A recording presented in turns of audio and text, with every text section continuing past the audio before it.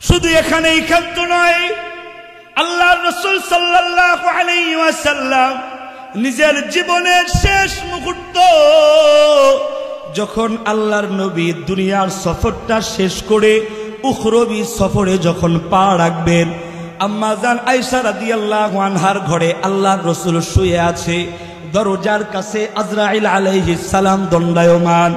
আজরাইল আলাইহিস সালাম আল্লাহর নবীকে ডেকে বলে, ইয়া রাসূলুল্লাহ, ওগো আল্লাহর রাসূল, আপনি অনুমতি দিলে আপনার বুকের উপরে আমি হাতটা রাখতে পারি আপনার রূহটাকে কবজ করার জন্য। আল্লাহর নবী ডেকে বলে, ওগো ভাই আজরাইল, আমি অনুমতি দিলে তো তুমি আমার বুকের উপরে হাতটা রাখতে পারো, কিন্তু ভাই আজরাইল, এখনো আমার ভাই জিবরাইলের সাথে আমার কিছু কথা বাকি আছে। আল্লাহ তাআলা জিবরাইল আলাইহিস সালামকে পাঠিয়ে দিয়েছে। জিবরাইল আমিন এসে রাসূলকে সালাম দিয়ে বলে, ইয়া রাসূলুল্লাহ, ইয়া হাবিবাল্লাহ, ওগো আল্লাহর রাসূল, আপনি আমাকে কি বলতে চান? আল্লাহর রাসূল জিবরাইলের দিকে তাকিয়ে দেখে জিবরাইল আমিন অঝরে কান্না করে যাচ্ছে। আল্লাহর রাসূল জিজ্ঞেস করে, ভাই জিবরাইল, দুনিয়ার সফর শেষ করব তো আপনি কেন আমার জন্য কাঁদছেন? আপনি কেন কান্না করছেন? জিবরাইল আমিন জবাব দিয়ে বলে, ইয়া রাসূলুল্লাহ, আদম আলা নবিয়িনা আলাইহিস সালাম থেকে শুরু করে আজ পর্যন্ত যত নবী পৃথিবীতে আগমন করেছে সমস্ত নবীর কাছে আমি জিবরাইল ওহী নিয়ে এসেছি। কারো কাছে 2 বার, কারো কাছে 4 বার, 10 বার, কারো কাছে 50 বার, কারো কাছে 100 বার, 200 বার, 400 বার, কিন্তু আপনি এমন একজন নবী যেই নবীর কাছে আমি জিবরাইল আগমন করেছি 24,000 বার। ওগো আল্লাহর রাসূল, আমার কান্নার কারণ হলো আমি জিবরাইল আজকে অবসরে চলে যাব, আমি রিটায়ার প্রাপ্ত হয়ে যাব, কারণ আপনার পরে আর কোন নবী নাই, আর কারো কাছে আমি তো ওহী নিয়ে আগমন করব না। ওগো আল্লাহর রাসূল, আমি অবসরে চলে যাব, এই জন্য আমি কান্না করছি। তবে ওগো আল্লাহর রাসূল, আপনি কেন কাঁদছেন? আপনার তো খুশি হওয়ার কথা, কারণ আপনি আপনার পরম বন্ধু আল্লাহর সাথে সাক্ষাৎ করতে যাচ্ছেন। আল্লাহর নবী ডাক দিয়ে বলি, ও ভাই জিবরাইল, তুমিও এসেছো। আজরাইলও আমার দরজার সামনে দাঁড়িয়ে আছে। আমি আজরাইলকে অনুমতি দিলে আজরাইল আমার বুকের উপরে হাত রেখে আমার রূহটাকে কবজ করে নিবে, কিন্তু ওগো জিবরাইল ভাই, আমি দুনিয়ার সফর শেষ করে চলে যাব, কিন্তু আমার দিলের মধ্যে এখনো একটা প্রশ্ন বারবার উকি দেয়। জিবরাইল ভাই, আমার দিলের মধ্যে একটা প্রশ্ন বারবার আমাকে উকি দিয়ে বলে, ফামান লিবাদি লিউম্মতি।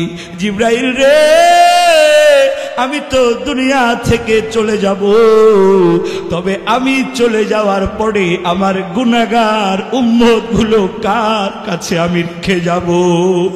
এরে জিবরাইল, আমি তো দুনিয়ার সফর শেষ করে চলে যাব, কিন্তু আমি চলে যাওয়ার পরে আমার গুনাহগার উম্মত গুলোকে আমি কার কাছে রেখে যাব? ওদেরকে কে দেখে রাখবে?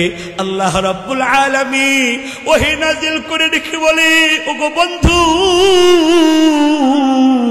খবরদার আপনি পেরেশানিত হবেন না, আপনি চিন্তিত হবেন না, আপনি ঘোষণা শুনেন, লা আতরুকু উম্মাতাকা ফারদাও ওয়ালা ওয়াহদা। আমি আপনার উম্মতকে কখনো একা একা ছেড়ে দিব না। এরে মুসলমান, এত গেল দুনিয়ার জিন্দেগিতে নবীর তোমার আমার প্রতি ভালোবাসা, কিন্তু তোমার আমার নবী দুনিয়ার জিন্দেগিতেই ভালোবাসাটাকে ক্ষান্ত করে নাই। কিয়ামতের ময়দান যখন শুরু হয়ে যাবে, আল্লাহর রাসূল সাল্লাল্লাহু আলাইহি ওয়াসাল্লাম দুনিয়া থেকেই আমাকে তোমাকে জানিয়ে দিচ্ছেন। আল্লাহর নবী ঘোষণা করে বলছেন, উম্মত, তোদেরকে আমি ভালোবেসেছি দুনিয়াতেই ক্ষান্ত নয়, আমি যে তোদের জন্য রহমত এটা দুনিয়ার মধ্যেই সীমাবদ্ধ নয়, আমি কিয়ামতের ময়দানেও তোমাদের জন্য রহমত। কেমন রহমত? আমি কিয়ামতের দিনের জন্য আমার ভালোবাসার প্রথম নমুনাটা কি হবে? আল্লাহর রাসূল ডেকে বলেন, লিকুল্লি নাবিয়্যিন দাওয়াতুন মুস্তাজাবা, প্রত্যেকটা নবীর জন্য একটা মুস্তাজাবুদ দাওয়া, একটা স্পেশাল দোয়া আল্লাহ দিয়েছেন। নবীগণ যখন এই স্পেশাল দোয়াটা করবে আল্লাহ সাথে সাথে কবুল করে নেবেন। আদম আলাইহিস সালাম এই স্পেশাল দোয়াটা দুনিয়াতেই করেছেন, মূসা আলাইহিস সালাম স্পেশাল দোয়াটা দুনিয়াতেই শেষ করেছেন, নূহ আলাইহিস সালাম স্পেশাল দোয়াটাকে দুনিয়াতেই শেষ করেছেন, ইব্রাহিম খলিলুল্লাহ, ইসমাইল জবিহুল্লাহ, সবাই সমস্ত নবী এই স্পেশাল দোয়াটাকে দুনিয়াতেই শেষ করেছেন।